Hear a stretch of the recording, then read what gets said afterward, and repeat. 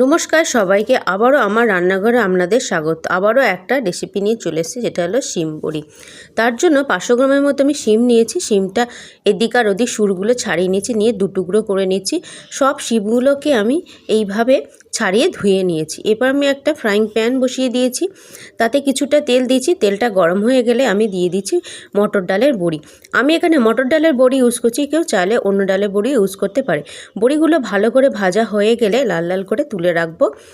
এবার সেই তেলেতেই আমি দিয়ে দেবো 1 চামচের মতো কালো জিরে। কালো জিরেটা দিয়ে আমি শিমগুলো দিয়ে দেবো।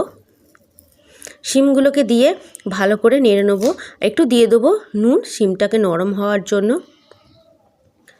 আর দিয়ে দেবো একটুখানি হলুদ। নুন আর হলুদ দিয়ে শিমটাকে ভালো করে ভেজে নেবো। কিছুক্ষণ ভাজার পর এটাকে চাপা দিয়ে দেবো, যাতে শিমগুলো নরম হয়ে যায়।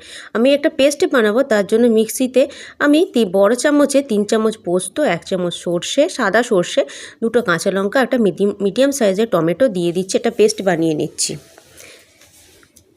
এবার দেখব শিমগুলো ভাজা হয়েছে কিনা। দেখুন শিমগুলো ভাজা হয়ে গেছে ভালো মতো। এবার শিমগুলো অন্য একটা জায়গায় তুলে রাখবো। এবার সেই প্যানেতেই আমি একটু তেল দিয়ে দেবো সেই মশলাটা, যে মশলাটা আমি বেটে রেখেছিলাম সর্ষে পোস্তর। সর্ষে পোস্ত মশলাটা দিয়ে দিচ্ছি কিছুটা শুকনো কাশ্মীরি লঙ্কার গুঁড়ো, রঙটা ভালো হওয়ার জন্য দিচ্ছি 1 চামচের মতো হলুদ গুঁড়ো, দিয়ে ভালো করে কষিয়ে নেবো। আর দিয়ে দেবো একটুখানি নুন আর একটুখানি চিনি আন্দাজ মতো।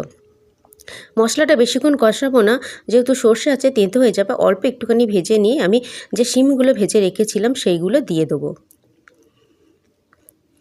সেগুলো দিয়ে শিমগুলো দিয়ে ভালো করে আমি ভেজে নেবো এদিক ওদিক করে। একটু ভাজা হয়ে গেলেই মিক্সি ধোয়া জলটা আমি এতে দিয়ে দেবো। মিক্সি ধোয়া জলটা দিয়ে ভালো করে নেড়ে কিছুক্ষণ আমি এটাকে হতে দেবো। হতে দেওয়ার জন্য আমি এটাকে একটু চাপা দিয়ে দেবো। কিছুক্ষণ পর চাপা খুলে দেখব যে শিমগুলো নরম হয়ে গেছে, আমাদের রেডি।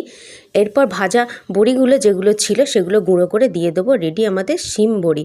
দারুণ লাগে খেতে, গরম ভাতের সাথে এটা দিয়ে সমস্ত ভাত খাওয়া হয়ে যাবে।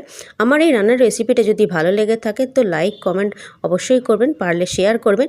ভিডিওটা দেখার জন্য অসংখ্য ধন্যবাদ আপনাদের।